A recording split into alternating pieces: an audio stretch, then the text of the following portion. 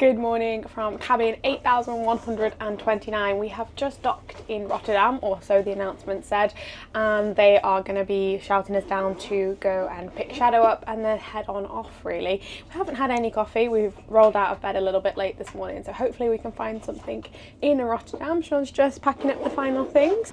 How'd you sleep, Sean? Actually pretty good actually. Out like a light really. Yeah. How did you sleep? There was a lot of car alarms going off. There was a lot of car alarms going off last night. I hope no one's woken up with a flat battery. Hopefully not. But it was so smooth sailing. It was, wasn't it? It was unbelievable. There was no roll, no rock at all. Something about these cabins, there's no light. You just want to sleep forever. Yeah. I think I could have slept till like midday today. Are we nearly all packed up? Pretty much.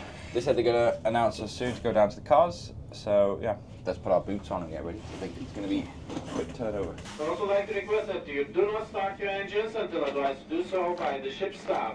Passengers will remain in car decks 5 and 3, please remain in public areas and do not proceed to the car decks until you are called to do so. Your car decks will be open within the next 10-15 minutes and an announcement will be made.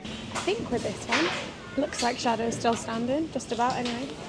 Coach parties aboard, please proceed to the show lounge and decking and wait for another announcement regarding your disembarkation. We would also like to advise food passengers that due to immigration pass. Another ferry successfully navigated without him falling over. Here we go, Rotterdam. Hi. I felt like I've only just got out of bed. I do too. I feel groggy.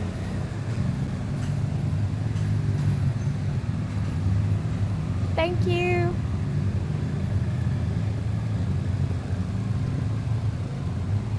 That's a nice Audi. Can't see. Oh yeah, got a snazzy wrap on that one. Pretty cool. Just remember how slippy this was the other day, and it looks still a bit wet. Does look a bit left, doesn't it? Literally put my foot down and it like slid out. Ugh. I think they're trying to do this thing where they only put like 50 cars or something in front of the passport control, so it doesn't overwhelm passport control. That's why it's taking a little bit longer to disembark than normal. Which also means, I guess, we're going through passport control. Thank you. Have a good day. Bye. Oh, I don't want to stop on that ramp. No. Bit hectic today, isn't it? Yeah. I think they're disembarking 2 levels at the same time as well. Ah, yeah. Looks like a nice day. Not too It does, bad. yeah. A little bit overcast. That's good. Not too hot. But most importantly, it's dry. Yeah. It looks like we're separating the EU citizens from the other passports. But this is the longest we've had to wait to get off a ferry. Yeah, by about 40 minutes. Yeah. I think when you go the Calais way, the Calais-Dover way, they check your passport before you actually board. So when you leave the UK, I think they check your passport, so you're free just to go on the other side. But for tonight, this one, the whole Rotterdam, there was no passport checks going out, so I think that's what this chaos is now. And normally you get a stamp. No, we've never had a stamp, because we don't need to apply for a 90-day, because we are Swiss residents. Right, the 90 days, that's okay. Yep. But you still get stamped with this card. The 90 days doesn't matter for you because you Okay, get yep. stamped, but you still get stamps when you go in and out. Okay, if it makes no difference, then but it's the first time. Alright. Here you go. Thank you very much. Have a good day. Bye bye.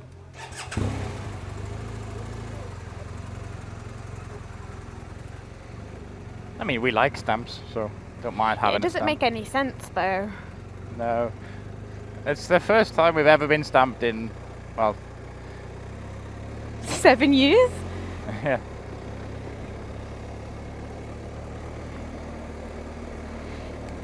It's like everybody still has different rules with it. Everybody still doesn't really know what they're doing. But I did read on one Yeah, of the groups, probably, somebody yeah. said that Rotterdam was very difficult and like on it with the stamping. They're very So- pro-stamp, are they? Yeah. Oh, not to Never worry. mind. We need to get a new passport anyway. Oh, yeah. Want the black one. Yeah, we do. Yeah. Right. I don't really know the route from here back home. As I say, we've only done it once, haven't we? Rotterdam, Switzerland. I've done this one a few times. I think it's through Belgium, isn't it? It's Holland, Belgium, possibly Luxembourg. Okay. And then I think we drop down into France via Strasbourg. The good thing about this route, I think, is not many toll roads, because all of the cheaper then. all of the Dutch, Belgium roads are for free, and they're very good roads actually, if I remember rightly.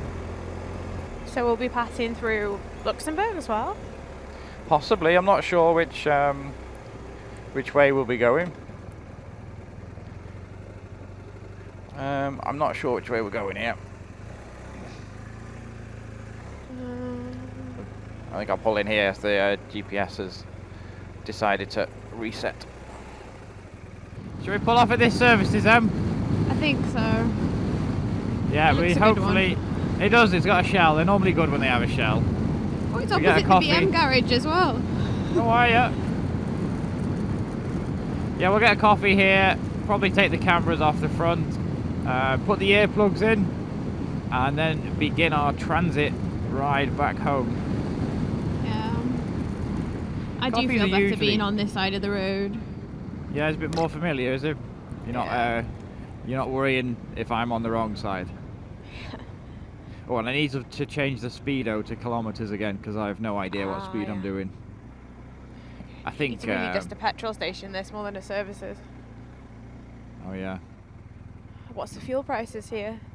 Not sure, but I think it's quite expensive in Holland. Wow. Are we full? Was that €2.47 a litre? Yeah, we are. No full. way.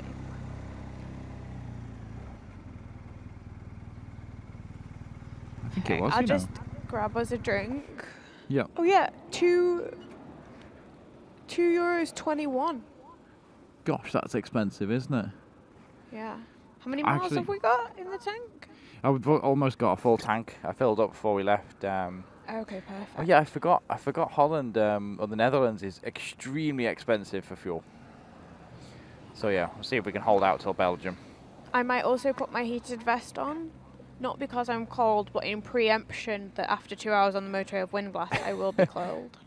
Alright.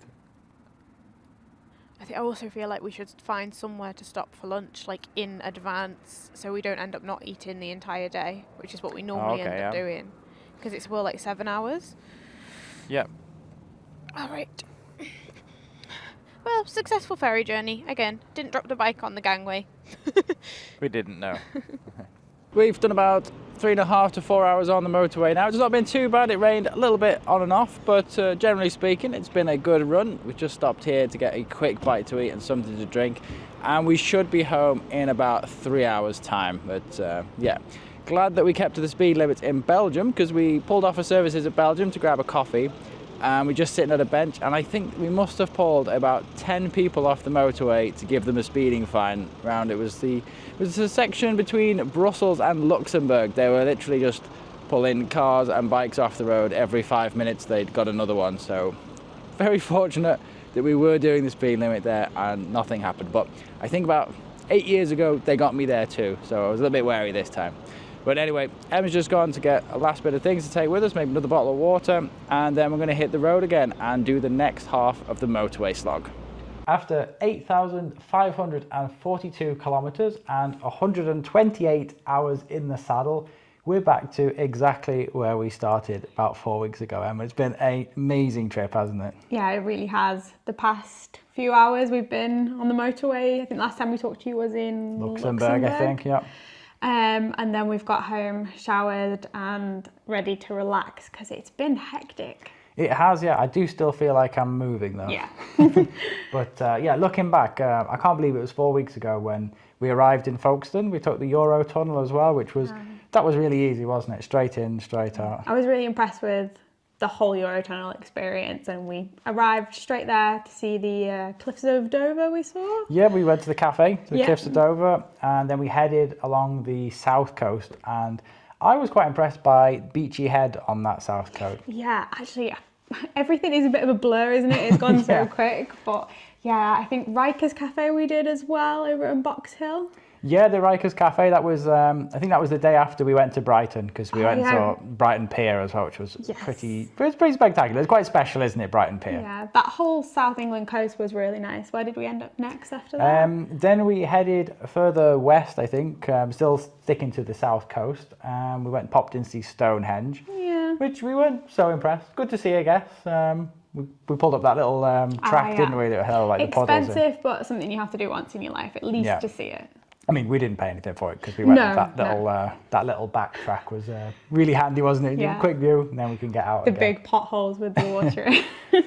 Then after that, I think we went over to Dartmoor National Park, which is somewhere I hadn't actually been before. No, it's kind of like a little oasis down in the south, wasn't it? After all of the traffic we went through to get there, and then the little lanes that we went through, all the villages. Yeah, it was quite barren. I think there was lots of semi-wild horses running around. So yeah, Dartmoor National Park was really nice. I was impressed with that. And then Lizard Point. Yes, that's right. We were on our way to Land's End, weren't we? And we stopped off at Lizard Point, which is the UK's most southerly point. And probably my favourite point, to be honest. I loved Lizard Point. Yeah, it was nothing special. There wasn't like any big grand hotel there or anything, just a few cafes. Felt like a little bit of a blast from the past as well. That cafe that said the most southerly point. Yeah. It was retro and really cool, and the rocks there were amazing. They were. I'm glad we actually took the time there, because we were running quite late that day, and we still had to get to Land's End that night. And then we arrived at sunset, didn't we? Yeah, the sun was going down, I think, just as we got to, was it St. Michael's Point, I think it's called? Yeah, St. Michael's Mount. Yeah, that's the one. Which is twinned with the one in France, because they do look very similar. Yeah. But that I didn't even know was in England, to be honest, and that was really really special. That something that you would go to France to see, but we've got our own. Don't need to bother, just stay there. So yeah, then we made our way to Land's End, which we arrived at night, so we didn't really see anything. But in the morning, we got up early. We got the picture by the sign as well, didn't we? So we didn't have to pay for that either. Yeah, I mean, Land's End Hotel that we stayed in was fantastic. The rooms were beautiful. The view was amazing. It was expensive, but when you see the price of actually entry into Land's End, it was actually worth it. Yeah. What you save on the parking fee. Yeah, exactly. But I'm glad we did that. That was a really nice experience. Yeah. It's good. It's a good it's the classic marking point, isn't it? Like Land's End to John O'Groats. So it's almost like the tour started then at that point as we started to head north. Yeah, we headed north from there, and we hugged the coast. Headed up past St. Ives, which that was a bit busy when we were there, so we didn't go into the town centre itself, but the beach area there, it looked like a really nice place, but as I say, it was a bit too busy for us. I think of that coast, that was the highlight area as we headed up for me, and then we went and got fish and chips. That was in Newquay. Newquay was really cool as well. Newquay was somewhere that I'd been as a kid for holidays, so it was good to go back to Newquay. We didn't stay there too long, but again, it was good. It's good to see it again, see the coastline, see people surfing there, so Newquay was great. And then the coastline above that as well was really impressive. And then we headed over to Cheddar Gorge. Yeah, we were on our way to Wales at that point. Right. So again, Cheddar Gorge was somewhere we planned to be around about midday, but it took us a lot longer to get there than planned. I'm actually glad we got there at sunset time. Yeah, it was really nice. It was busy because I think a lot of the youth were there, riding around, but it was a nice ride to be done in the sunset. I think it's a good time to actually do it. And Cheddar Gorge from the sky looked pretty impressive, didn't it? To see it carve into it. It didn't last so long. It's not a long ride, but I'm glad we went there as well. And then it was that night that we rode back into Wales, wasn't it? We crossed the bridge. Abergavenny, wasn't it? I think so. Yeah, that's where we stayed that night. And that was quite a rush to get there, wasn't it? Yeah, it was. And then the next day we had an even bigger rush because we were heading to the ferry at Fishguard. So we went and did the Gospel Pass, That's right, yeah. Black Mountain Pass. And then we dropped down into Fishguard as well. We had that cafe that wouldn't serve us, but we won't mention that. The cafe, was it the honey pot? Something like that, yeah. So we ended up very hungry at that point, didn't we? Yeah, so we were hungry and grumpy, and then we lost some time. But we made it to the ferry in time. Yes. And we had a relatively calm crossing. And great service, again. Yeah. Stella Lines, was it? Yep. Easy crossing. The boat was clean and lovely, and then we were straight over and ready to start the island. Yeah, straight into Ireland, yeah. So it was kind of a whirlwind at the south of England. It was a bit. We did cover some big distances there, but I think, as always, we want to spend the most time in the furthest away point, don't we, that we can't necessarily get back to as easy. Yeah. So then we beelined it to Cork, basically. And past Cork, Past Cork. The original plan was to stay in Cork and to do the passes round there, but because the ferry times, the only ferry we could get was like 2 o'clock in the afternoon, so by the time we got there it was 5 o'clock, so then we just had to It was Killarney we ended up staying headed to in. Killarney, yeah. And then that's when we started our big Wild Atlantic Way adventure. Yes, but I think we did the Ring of Kerry first. But isn't the Ring of Kerry on the Wild Atlantic Way? Probably. Technically. I think everywhere in Ireland is on the Wild Atlantic Way.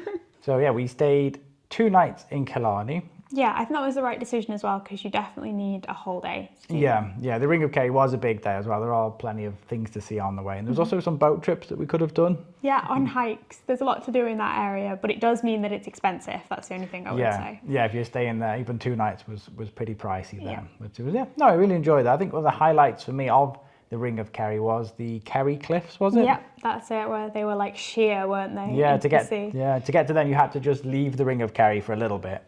But it wasn't that busy there, and that I think for me was one of the most spectacular cliff lines we saw. Yeah, I think the Ring of Kerry is fantastic and a must do and a must ride, but not a patch on the Gap of Dunlow for me. Yeah, the Gap of Dunlow was great, wasn't it? We did that the next day, didn't we? 'Cause I'm so glad we went back. And we did it early morning as well, before like the horse and carts clog up the road. There was still a few there when we were there. Yeah.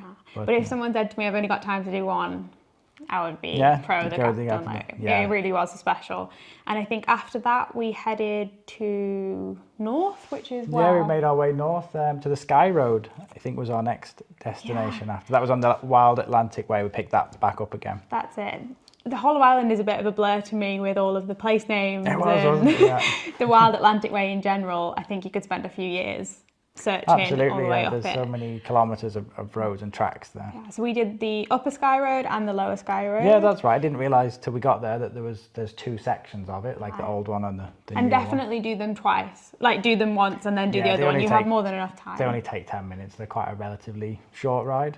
But from there, I think we headed over to Westport, didn't we? We stopped in Galway briefly for the night and then headed up to Westport, which was, I think, both of our highlight of Ireland, possibly. Yeah, and even the ride to Westport along that fjord.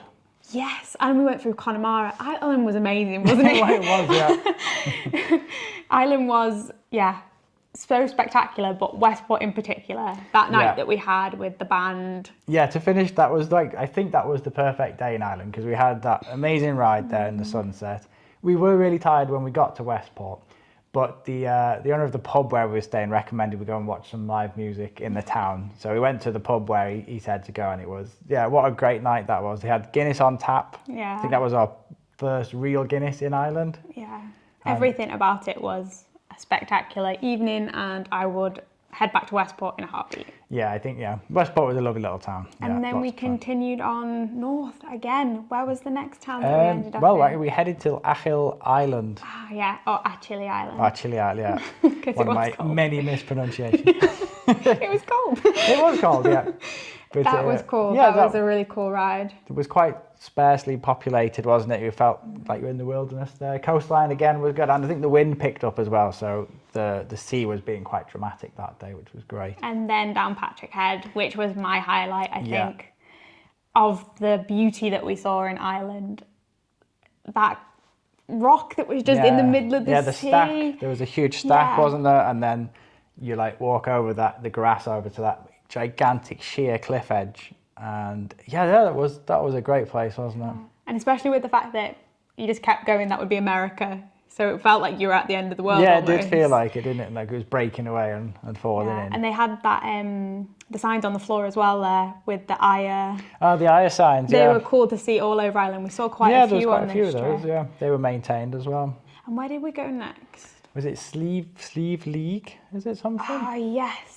That was the big, they claim on their website that they are the biggest cliffs in Europe. The highest, is it? They thought the tallest or something. Yeah. I don't know if that's a legitimate claim. But... No, we need to not trust tourist boards' websites. Yeah, that's what we've learned. Like the facts that are written on those plaques need to be fact checked, I think. But they were spectacular. We had a coffee at the top, which was awesome. The best thing is that we got to ride up to the top, because in the peak season they don't allow many vehicles up there, but yeah, I'm glad we did as well, because it was quite a trek to the top of that, and it was really steep. And it was blue skies and sunny, and that was an amazing day. Yeah, I couldn't have asked for any more on that day. And then we ended up that night in another pub, wasn't it? I think so. Yeah, we took, was it the Swan Road, Glen of Swans? That pass? That like kink in the road, wasn't it? It was just one hairpin, but it was. It was a nice region though. It we was, had that wasn't nice evening ride as well. We had, didn't we? And then we went to another national park. I can't quite remember the name of that one. The Glenveigh. I'm not pronouncing anything else on this channel at this point. Just put text on. Yeah, it was something like the Glenveigh National Park or something like that. But we had golden hour as we were riding through, and it was just stunning. It was. Yeah, there was nobody else on the road either. It felt like you had the place to ourselves most of the time. And then we basically reached the top of Ireland. Was it Mallinhead? Yep, that's right. Yep, that was that's Ireland's most northern point, isn't it? Yeah, that's it. And I think from that point, when we started at West Point all the way up, that whole section of the Wild Atlantic Way we did is some of the biggest and best highlights of Ireland. Yeah, and we didn't cover the whole of the country. Yep. But what we did see was just spectacular. Yeah. I don't think there was anywhere we did that we thought we didn't need to go and see this, because it was really. But as you say, we discovered there were so many other little tracks and little villages and towns that we could have gone to see. So I'm glad we went in the direction we did, and it's always nice to know that you've got some more things to go back to. Absolutely. And then we crossed over into Northern Ireland, and we didn't have long enough in Northern Ireland. No, we didn't. We made a little bit of a time constraints with the ferry over to Scotland, but I've spent a lot of time in Northern Ireland and I love it there. So we headed over to Giant's Causeway, which I've never done before, and we were blown away. The seal. Oh, the grey seal. I think it was a grey seal, wasn't it? That was amazing. Yeah. I was kind of disappointed because I didn't get a patch from Giant's Causeway, so I'm still irritated about that. Yeah, because you had to pay to go in the gift shop. Yeah, so I don't have a Giant's Causeway patch. But then we headed along that coast all the way down to Belfast. Again, we didn't have time to go into Belfast, which was a shame because I would have liked to have seen Belfast. My aunt and uncle are from Newtonards. Yep. So we're going to go back and definitely do a Belfast city tour because we just didn't have enough time in Northern Ireland. There's loads of other great roads to see. But then we headed over to Scotland. Yeah, we took the ferry over to Scotland, didn't we? And it was actually it was a little bit foggy to begin with, I think, but then when we got to the mainland again, to Scotland, it went blue skies and the green started showing through, so it was a really nice welcome into Scotland. And I'll be the first to say that I kind of thought Ireland was going to be the highlight of the trip, and I didn't have much knowledge about Scotland at all, and I didn't really know what to expect, and I think that is represented in the videos because I was blown away from that initial ride off when we had all those bikes. And then we ended up, I can't even remember where the first stop was. We went to Electric Brae, didn't we? Yes. That's the road that, even though you're going downhill, it looks like you're going uphill. And I didn't really believe that it would feel like that, but it did. We turned the engine off and the bike was, it looked like it was going uphill. It felt like it was. Then they told us there's loads of other places in the world that also have this. Yeah, apparently Ireland has a few of those. The Magic Road, I think they called it. So then we headed and got the tyre change because we had that. Yeah, we always spent that night in Glasgow, didn't we? Yes. And then in Glasgow, just outside of Glasgow, was it Scotland Motorcycle Tyres was the name of the garage. Those guys pretty much saved our trip because at that point we were desperate for a tyre and they managed to source us one. So we got that changed and we were ready to go again. Yeah, big thank you to them. So after we had the tyres changed in Glasgow, we headed further north. We took the Duke's Pass, which was great to scrub in the tyres. That was a nice little start to the Scotland trip, wasn't it, through the forest? And then the weather started to change as we headed towards the Skyfall Road, the James Bond Road. Yes, it did, yeah. The skies were getting very dramatic then, wasn't it? It was quite atmospheric as you expect from Scotland. But the Skyfall Road was really good. I'm glad we did that one. Then we headed basically up to Fort William because the weather was turning bad then, so we just took the fastest route and got to Fort William. We ended up in a travel lodge, I think, that night, didn't we? And then into a Wetherspoons for dinner and breakfast. Yeah, it wasn't the most cultural experience, but it was convenient and it was cheap as well. It was quite cheap as well. And Fort William can get quite expensive because it's such a tourist hotspot. And now I know why, because from that point onwards, it was spectacular Scotland. Absolutely, yeah. What was the next day? Was it Eileen Castle? Yeah. That was, or Eileen Donnan Castle, something like that, wasn't it? Yeah, on the lake, kind of perched in like a little island, wasn't it? That's right. Yeah, had a little small causeway to it. That's the one. And then we rode further north and ended up in, was it Applecross that day? We didn't get to Applecross, but we headed in the Applecross Pass, although apparently it's not actually called the Applecross. Bialnach Bar, something like that. Yeah. I can hear the people typing. I can hear the comments. Yeah, that's its real name, but it's most commonly known as the Applecross Pass Road. And we can pronounce that, so we're going with the Applecross Pass, which was awesome. Totally lived up to all of the hype. It did, yeah. Was tricky in parts, but the road conditions were really good. Great views as well at the top, yeah. And then we had the nice drop down, didn't we, from that side, and then we saw the stags on the island. Yeah, that's right, yeah. That was really nice. And then we headed to... Well, we picked it. It was all, that was part of the NC 500, yeah. Which, the Applecross was also part of NC 500. But it was that road then to Gairloch, which was pretty spectacular, wasn't it? That, like when you turned that corner and you saw all those little islands and the greenery, and then... Could you even see Isle of Skye from there? I can't remember, but there was one of those sections where you could see like the Isles in the distance. Oh, it was amazing. It was absolutely amazing. It was, wasn't it? We fell in love with Gairloch. Gairloch was a really quaint little small town or village. Yeah, I think I could say we would probably see ourselves living. It would be a nice place to live there. In Gairloch, it was such a beautiful community there. The pub was quiet, great. Relaxed. A great coffee shop that we went to the next morning. And then we headed on to, what was it? The Corrie Shellac Gorge, I think we stopped at. Right. We didn't plan to. Remember the signpost I said about the gorge? We did a little walk to it. That was quite impressive. And then, we headed up to, was it Ullapool, I think? Oh, yeah, to get fish and chips and iron brew. That's right, yeah. That was one of the best chips in Scotland that we had. They were really good. They were very good. And I wish we'd have had a bit more time because I would have taken the ferry and done some good boat trips there, isn't there, to the other isles. I think next time I would stay a night in Ullapool. Possibly a good area to base yourself for maybe a week or so. Yeah, and that was a gorgeous ride. We had blue skies again and we were going past all of the lochs. There was so many lochs in Scotland, yeah. Lochs, not lakes. Yeah. Lochs. Yeah. But yeah, there's literally thousands of them, and all of them are pretty spectacular. I think at that point, Scotland had already blown us away so much that we didn't think it could get any better, and then it did. It did, didn't it? The west coast of Scotland. I know everyone says the west coast of Scotland, but it was amazing and it was spectacular. And it seemed like every turn that we took on that coast was another vista, which was like better than the last one. It just kept building and building. I think our favourite road was the road to Tongue. Yeah, I think that whole day was like a build-up of emotion because it was so beautiful and picturesque. And then you had that moment where we turned the corner and it was like golden and the loch was glistening and it was just perfect. It just looked like the most beautiful place in the world. And I will forever say this, of all the coasts I've done in Europe, me and you, Scotland's my favourite. I think so, yeah. When everything's right, it takes some beating, doesn't it? It really did. It was really good. And we stopped off at the Smoo Caves as well. That was a bonus. Yeah, they were really cool, fun. It was open as well. I thought it would be closed off, but no, it was free to park. Yeah. You just walk into the Smoo Caves. There was a little extra bit you could do in the daytime.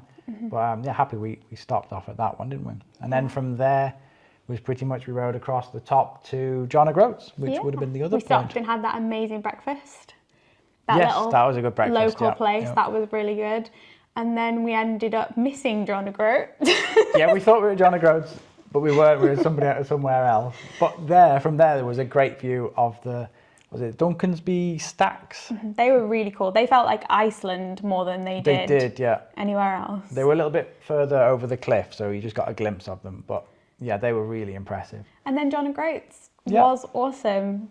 it's iconic, and it's iconic for a reason. Had a little look around the shops there, and it was quite a sense of accomplishment because at that point we'd done about 4,000 plus kilometers in 2 weeks. Yep. And we'd hardly had any rain. Yeah, I think one afternoon maybe rained, or just a little bit. But yeah, that was I like John O'Groats. There's lots of people we met there as well that had done like cycling. Really cool things. Yeah, it's a nice marking point, isn't it, when you do the Land's End to John O'Groats. Mm-hmm. And I really would say that from that point on, we kind of been told that the East Coast wasn't as good, but we travelled to, what was it, the next ones we went to? Loch Ness, wasn't it? Yeah, we dropped down Loch Ness. First we went to Inverness. Inverness because we had to service the bike there, which is another thing we had to do. Inverness was gorgeous. Yep, nice little city, Inverness. The library. Yeah, that was was really good. cool. And then, we went to Loch Ness, which I was disappointed with.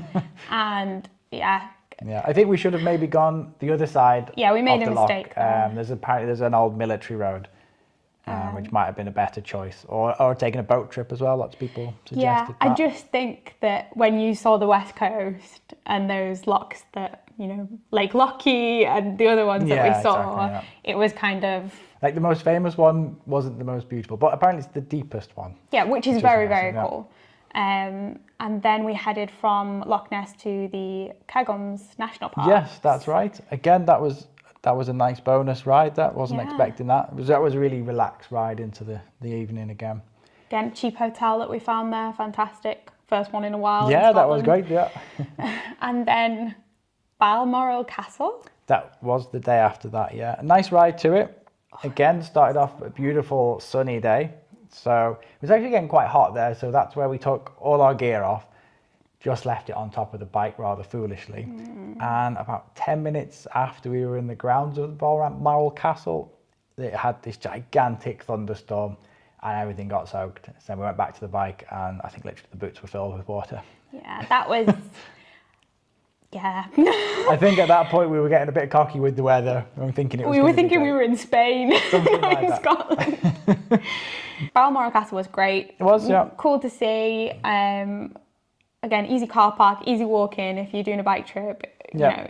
It's a Not great, difficult to see, great is it? stopping point. But then we had to make up some kilometres. We really did. So we kind of went fast. We were soaked at that point as well. Yeah. Everything was wet. Boots were wet. So we beelined a little bit heading south.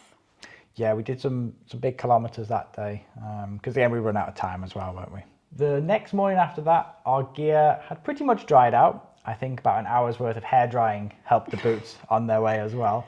But that day we had that gravel track in the Kilda Forest Drive. That was really cool. It was, wasn't it? It was a toll road. I think it was £5, but it was well worth it because it was a lot of fun that drive.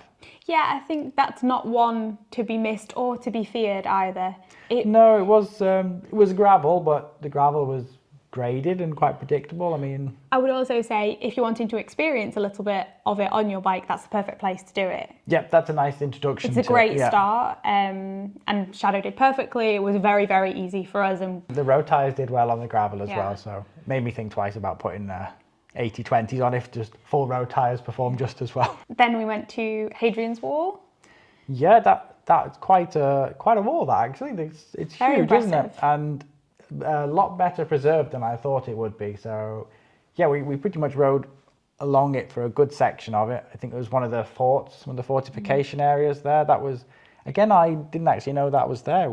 It's a really big Roman site, and the whole area was full of Roman sites. Yeah, it was also a really nice part of the country. There was loads of rolling hills, and just that it was a nice countryside ride, wasn't it? That entire day. Yeah. And then that took us nicely over to the Lake District. I think this was one of my favourite days. The Lake District, then, yeah. It means a lot to us, that place, anyway, the Lake District, doesn't it? It does, yeah. What did we do? We did Hartside Pass. Yep. Which used to have a cafe on the top, but I think that burnt down. Apparently they're rebuilding it, so that's really that'd be a good place to meet up in the future. And yeah, down from Hartside, we actually went to where we got married, didn't we? Which was Melberby Hall. That was a nice to do. It was really nice. It brought back a lot of beautiful memories, so I'm happy we got to see that again because we haven't been back in 7 years. Yeah, it's been a while, hasn't it? And then we did the Newlands Pass. Yeah, the Newlands Pass. In fact, we did a whole host of passes there, didn't we? So yeah, we started off with the Newlands Pass, then we did the Honister Pass. Was that the one with the slate? Yeah. Had like the quarry and the slate. There was a mine there as well, I think you can go down. And then we got to the famous one, which was the Ringnose Pass. Oh yeah, that went on to the Hard Knock. Yeah, that's right. So the Ringnose Pass goes up and into that like valley. And then, yeah, you could actually see the Hard Knot Pass in the background from there. And yeah, when you get up to the Hard Knot Pass, it was really steep, wasn't it? Oh, it was the best. The first incline was really steep. It was lots of fun, that one. In fact, there was a car teetering off the edge of that one that people have put bricks underneath to stop it from falling. It was such a laugh though, because you just don't expect to have that kind of... No, it was so narrow and steep, but yeah, lots of fun. As long as you have plenty of momentum, there's no problem getting up there. A little fun fact for everyone as well is that Sean and I have to ride the passes 3 times for the videos. Yeah, so, that's true. We ride them 1 time for our first initial reaction of everything that happens when we film, and then we have to ride them again so we can fly the drone over. So I actually had to do that pass again, but flying the drone, and it was one of the most difficult ones we had to do. Yeah, because you can't hold on when you're flying the drone because you've got the controller and you're focused on. Well, maybe it's better that you're focused on that. You don't see what's going on, but yeah. And no sudden movements because you might, you've got nothing to grab onto then, haven't you? Yeah, so that's why sometimes our days are a little bit longer than people think, because we do all the passes. Yeah, it's not just riding through it. It's like going back, setting up, starting. But it was so much fun, and I think value for passes in the Lake District is really high. It's one of those locations where you get your value for money on a bike trip. In 1 or 2 days, or even a weekend, you can really see a good chunk of the Lake District and maybe tick off most of the passes and rides there. And then from the Lake District we headed over to the Yorkshire Dales, which it connected quite nicely, wasn't it? It really did. And then we went over to the viaduct. Yeah, we passed through the Yorkshire Dales. Yeah. Was it the Butter Tubs Pass, wasn't it? Yes, with the actual butter tubs. Whoever commented that, thank you so much. Exactly. We did not know. Yeah. The big like holes, or like, I don't know, it's where the ground collapses. Yeah. They're called butter tubs because supposedly a farmer kept his butter in there while he had a rest to keep it cold. I love that story. But yeah, that was a nice pass. And then we dropped down there over to the Ribble Head Viaduct, which is like the famous train bridge. And then from there, we headed to the Peak District, didn't we? Yeah, via Bradford. We went through via Bradford. Yeah, that was my mistake. I skipped a few points on the GPS. I'm glad we went through. It was apart from the traffic, though. I mean, we were stuck in traffic for about an hour, weren't we? Yeah. And the fumes and stuff, weren't there? So it made the Peak District extra special because it was like back into the countryside. And yeah, we did the Snake Pass there, didn't we? And I think we ended up at the Cat and Fiddle pub, which apparently is not a pub anymore, it's a distillery. After the Peak District, we headed somewhere that we were really looking forward to because it's basically home for us. We headed over to North Wales, and yeah, we were really looking forward to sharing all of our favourite places of North Wales. However, it was a little bit sad, wasn't it? I was really upset about it. I'm not gonna lie. Yeah, we did not get to show Wales at its finest because of the weather, which is Wales's fault. But at the same time, it was really sad because we waited it out 2 days. We actually waited to film because we were staying at a family's house in North Wales, and the weather just wasn't improving. So the day that we did decide to brave it, actually started off okay. Yeah, you did. We were able to go to the Ponderosa Cafe. Yeah, that was awesome. Which is on the Horseshoe Pass, isn't it? That's a nice biker meet destination and somewhere we've been many a time. Yeah. And then from there, I think we took the A5 over to Betsacoed. Again, train station, cafe. And again, a highlight cafe. Amazing food, amazing coffee, amazing people there. The staff were lovely to us. And then we went over to Llanfair, Pwllgwyngyll, and Roble Llantydio, Gogogoch, and saw the train station and some of Wales, and then the weather just got from really that point bad. It started raining. We managed to get to Carnarvon. We did a few laps of the castle. Now Carnarvon Castle, that's a really nice castle actually. That's a must see. Carnarvon, Conway castles, they're all must-sees, I would say, there are a couple of great Wales. ones for North Wales. But yeah, from Carnarvon Castle, we pretty much got rained out. It was still a nice ride. It was hard, wasn't it? Because we were close to home. Yeah. So you're sat there soaked and there was flooding on the roads and we were close to home, so it was like... Yeah, I think at one point as well, it was getting so damp that the microphones weren't working as well. Yeah. But yeah, I mean, we had fun in the rain. We didn't get wet because the suits were really good. But yeah, we headed home after that. Got dried off, and the next day we headed into mid Wales. Which was interesting because your dad drove us. Yeah, Dad drove us down there. He's actually a good driver. I felt 16 again. Yeah, getting a lift with your dad. But it was great to see Nick again. We hadn't seen him since he started. Yeah, we went to see Nick trip. Sanders at his Mac Festival. That was a lot of fun, the Mac Festival. It was. He gave us a lot of inspiration and encouragement, and it was lovely to spend the day with our families. Again, then we had the day with your dad, and then we spent the next day in Manchester with my family. Yep. And that's when we started our big journey home. But Wales will be back. We will make an amazing movie. We need to return to Wales to maybe even like a week or so. I think so too, because there's plenty to see there. I feel like Wales, we didn't show its best on this tour, but we did intend to. We did, yeah. We didn't overlook Wales. But we can't complain because the amount of good weather we had for the rest of it was really good. I think it was just hard because it's the one place that we both love so much that it was a bit disappointing. So next time, Wales, you're getting all of our attention and love. I think so, yeah. Heading to Wales tour would be a good one. But then, we had to do the inevitable, which was the motorway slog back home. We took the ferry from Hull. That's always nice to wake up refreshed in the morning. Yeah, the ferry again was fantastic. No problem, straight on. Great, service. I like a ferry. Yeah. I don't like seasickness, but I enjoy a ferry. And then we got to, where did we arrive? Rotterdam? Yeah, it was the whole Rotterdam crossing. Rotterdam, and then we beelined back, and now we're here. And finally, back home. It's been a whirlwind. It has, hasn't it? There's a lot to take in, but really glad we did it. I'm glad we were able to highlight some of the amazing places that the UK has. I think as well from our side with, we've been to every country in Europe and we hadn't seen our doorstep, so to say. Yeah. So I was shocked and very much inspired by Scotland and Wales in South Wales and parts of England that I didn't know existed. Yeah. And it, now when we meet people and they say, oh, we've been to Cornwall or, these types of places, you can really say picture it, can't you, this time? That's nice. And Ireland as well was fantastic. I would recommend that everybody does the Wild Atlantic Way at least once. It's one of those that you absolutely have to do. Yeah, so what's next? I think in a couple of weeks we are heading off to Germany, aren't we? Yeah, we are going to the BMW Motorrad Days in Garmisch to hopefully see the release of a new bike. Yes, I'm guessing by the time this is aired, it'll all be out. Reactions will be out there.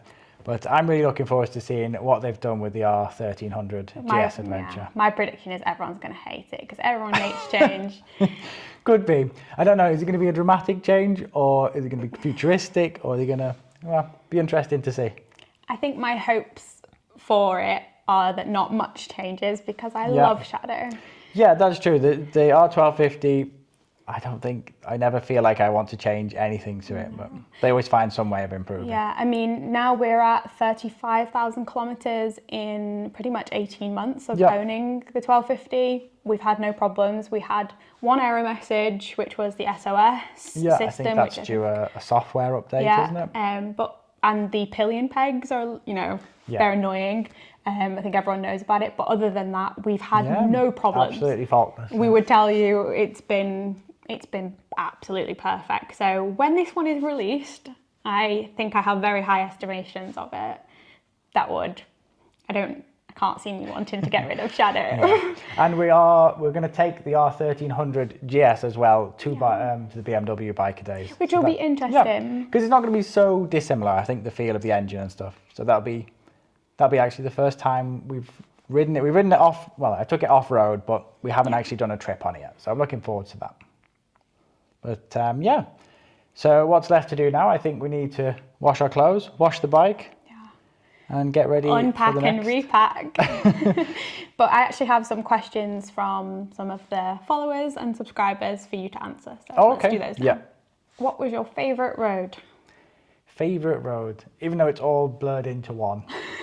Yeah, I had to repeat myself again. I think that west coast of Scotland was pretty spectacular, wasn't it? I loved the Hard Knock. It was so much fun. We had such a laugh on it that it's like a memory. That specific road was fun. Yeah, the Lake District did have a lot of good passes in it, didn't it? Yeah, and we like a challenge, and that road felt like a little bit of a challenge. Yeah, it did a little bit, yeah. Everyone in the comments that was like, oh no, it's dead easy road. Like, no, it wasn't. Yeah, the self-praises. Yeah. I think that was my favourite road, as well as the Apple Cross Pass. Oh yeah, Cross Pass. Yeah, it was really cool. Yeah, that really was too. This is a question from someone. I've only got 1 week. Would you do Scotland or the Wild Atlantic Way? Ooh, tricky choice. Yeah, that's hard. I guess it depends where you live. Like if you don't have to travel as far to get to Ireland, but you would have to dedicate a day maybe to get to Scotland, then maybe save that day. I think it depends on what tour you want. If you want some nightlife and evenings and towns, I think you're more geared towards Ireland. And if you want to do some hikes and you want, like be in the wilderness, and I think that's more of a Scotland trip. So I think it depends what you're wanting to take from the tour. But either way, like you're going to be the roads, the rides. Yeah, you're not going to be disappointed by choosing either one of them. Okay, next question. Road conditions on your UK tour? ? Which I think is implying that the roads are terrible in the UK. Yeah, people a lot of people tell us watch out for the potholes and things. Which around London were bad. Absolutely, yeah. Around some of the cities and the built-up areas, there was some gigantic, and some of the motorway stretches we did had some whop-off holes in them. And we actually met a couple of bikers down south that said that they had changed their bikes specifically because of the amount of potholes. Yeah, they've got something with a bit more suspension travel. But up in Scotland, roads were brilliant. At least on the roads that we did. Maybe the smaller roads that they don't get as much use from the trucks or so were pretty good. But generally speaking, they were very good. It was pretty good. Yeah. Next question: how were the new Touratech suits? Yeah, well, we got those suits because we thought we were going to be in a lot of rain, but we didn't really test their waterproofness until later on in the trip. Which they were actually completely waterproof, so that was impressive. Up to about, I think, 20, 25 degrees, they were cooling enough. And in the colder weather, when you zip yourself up, they were warm as well. So I was quite impressed with them. And I think there's going to be a new version out. So these were the Touratech Rambler suits.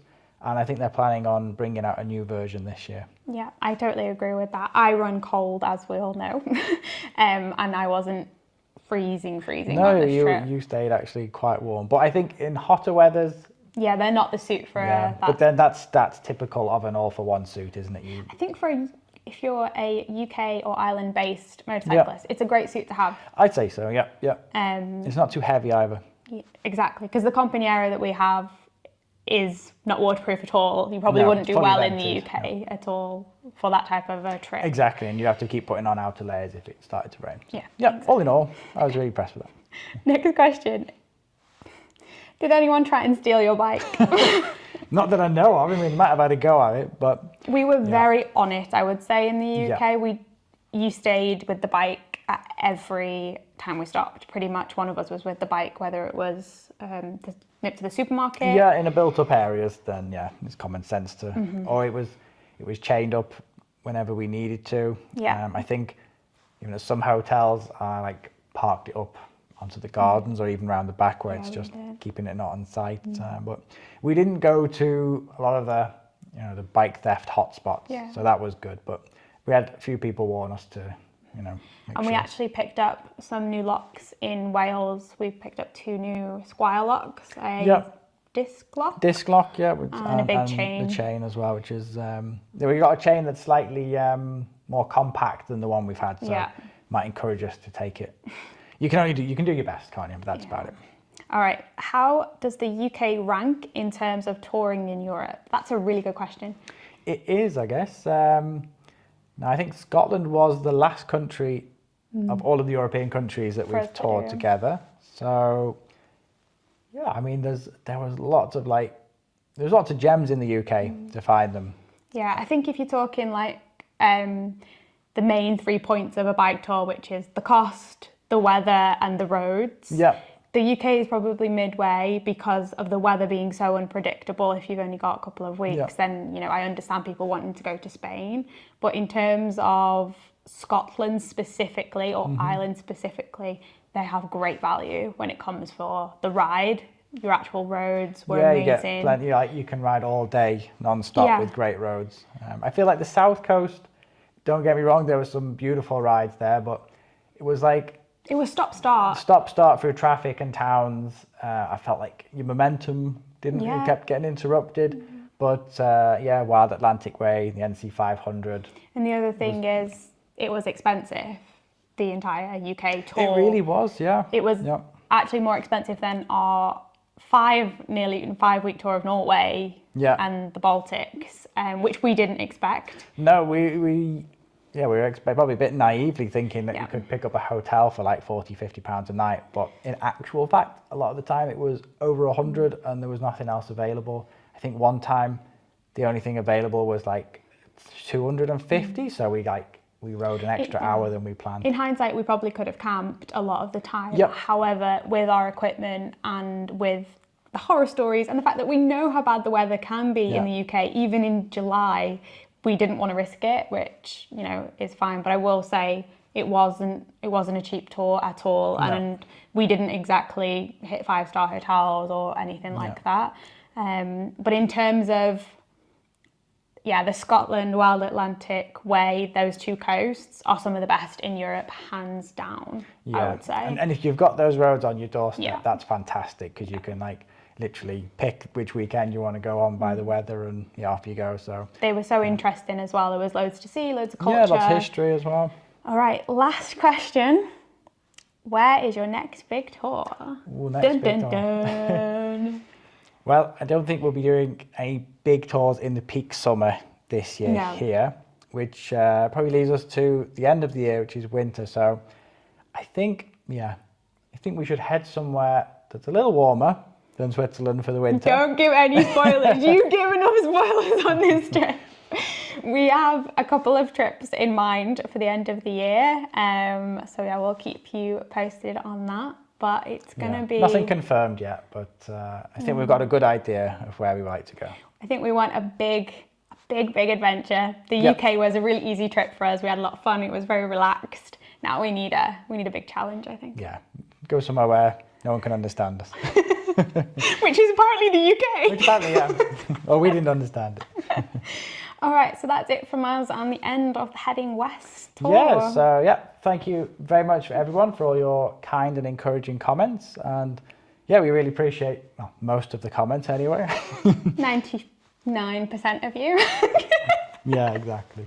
And thanks for everyone that sent super thanks. And I think even a few people bought a t-shirt and a hoodie. So that's really cool as well. Yeah, and if you need anything, drop us a comment. We do get back to every single comment without fail. So let us know what you'd like to see us do next, or if you're interested in seeing anything. And we'll see you all in Garmisch at the BMW Motorrad Days, where maybe we meet our new bike. Yeah,